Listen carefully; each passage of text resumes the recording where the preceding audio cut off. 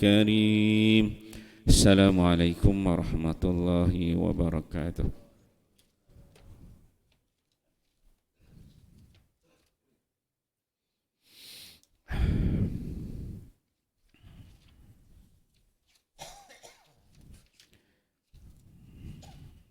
Himpunan hadis-hadis sahih keutamaan puasa dan Ramadan.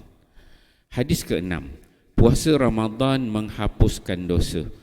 An Abi Hurairah radhiyallahu anhu anna Rasulullah sallallahu alaihi wasallam kana yaqul as-salawatul khamsu wal jum'atu ila al-jum'ah wa Ramadan ila Ramadan mukaffaratu ma bainahunna idza ijtanabal kaba'ira.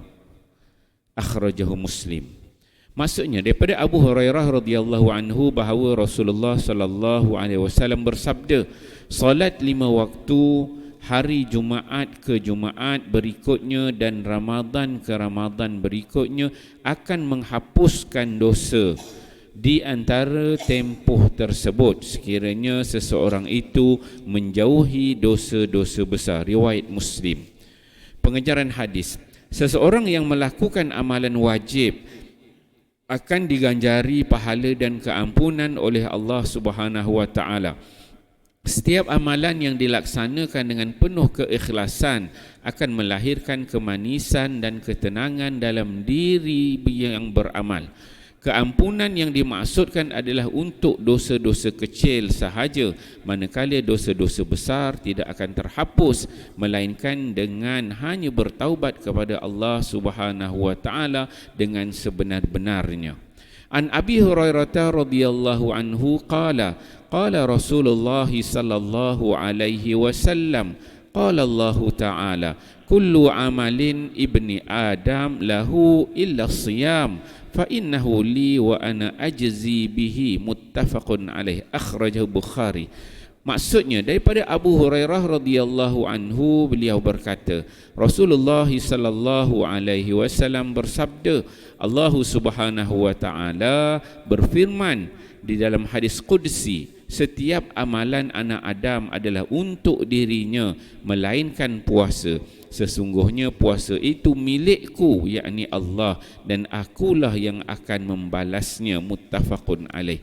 Pengajaran hadis, makna sesungguhnya puasa itu milikku, yakni Allah, dan akulah yang akan membalasnya adalah puasa yang merupakan amalan batin yang hakikatnya tidak diketahui melainkan Allah Subhanahu wa taala yang Maha mengetahui dan orang yang melakukannya sahaja. Di hari kiamat Allah Azza wa Jal akan menghisap setiap amalan hamba-Nya. Setiap kezaliman akan disempurnakan dengan pembalasannya, dengan semua amalan pelaku kezaliman itu akan dijadikan kafarah kepada dosa kezalimannya, sehinggalah tidak tinggal sedikit pun daripada amalannya kecuali puasa. Lalu Allah Subhanahu wa taala menghapuskan dosa yang berbaki daripada kezaliman tersebut dan dimasukkan ke dalam syurga dengan sebab amalan puasa yang telah dilakukan. Sesungguhnya puasa adalah milik Allah Azza wa Jal. Tidak ada jalan bagi seseorang pun untuk merampas pahala puasa, bahkan dia akan kekal bersama pemiliknya. Alhamdulillah, tuan-tuan mulia, pagi ini kita membaca dua hadis Nabi sallallahu alaihi wasallam yang membicarakan tentang puasa Ramadan menghapuskan dosa. Hadis yang ke-6, hadis Abu Hurairah, Nabi sallallahu alaihi wasallam menyebutkan ada beberapa perkara yang mendapat keampunan daripada Allah Subhanahu wa taala. Kata Nabi, yang pertama ialah salat yang 5 waktu. Salat kita 5 waktu sehari semalam, subuh, zuhur, asar, maghrib, isyak. Salat yang kita buat itu, kata Nabi, as-salatul khamsu, 5 sehari sekali kita salat tu merupakan satu perkara yang mendapat keampunan daripada Allah Subhanahu wa taala. Itu yang pertama. Yang kedua, kata Nabi, al-jum'ah ila jum'ah, Tadi di antara solat satu waktu ke satu waktu. Yang kedua Nabi sebut di antara satu Jumaat ke satu Jumaat, di antara satu minggu ke satu minggu juga dapat keampunan daripada Allah. Dan yang ketiga kata Nabi, wa Ramadan ila Ramadan, maksudnya daripada satu tahun Ramadan ke satu tahun yang akan datang. Dari sudut hari, amalan, kita punya solat, solat 5 waktu, kemudian dari sudut minggu solat Jumaat, dan dari sudut tahunan iaitu Ramadan, yang mana kata Nabi sallallahu alaihi wasallam mukaffiratu bainahunna, bahawa dia ada penghapusan dosa di antara satu-satu waktu, di antara satu Ramadan dengan satu Ramadan, di antara satu solat dengan satu solat, di antara Jumaat ini dan Jumaat yang akan datang. Tapi syarat dia apa kata Nabi sallallahu alaihi wasallam? Idza ijtanaba al-kaba'ira, apabila dia menjauhi dosa-dosa besar.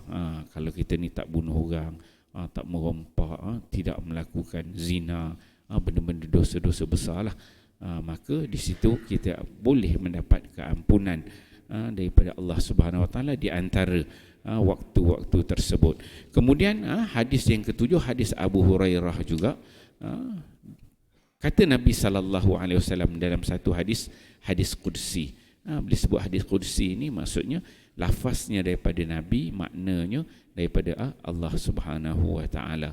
Dalam hadis qudsi ini Allah menyebutkan kullu amalin ibni Adam, setiap amalan anak-anak Adam itu lahu, adalah baginya. Setiap amalan anak-anak Adam tu baginya, illa melainkan siam. Setiap amalan seseorang tu untuk diri dia, melainkan puasa, kata Allah Subhanahu Wa Taala. Fa innahu li, sesungguhnya puasa itu adalah untuk aku. Wa ana ajzi bih, dan aku, kata Allah Subhanahu Wa Taala, akan memberikan balasan kepada orang yang berpuasa. Jadi kalau kita tengok puasa ni satu bentuk amalan yang Allah sendiri janjikan, balasan tu Allah akan beri. Dia bersifat dia subjektif, sebab orang puasa ni kita tak nampak dia dah makan ke, dia tak makan ke, kan. Dia menahan nafsu dia daripada benda-benda syahwat, tak nampak, bukan boleh tunjuk dengan orang, kan.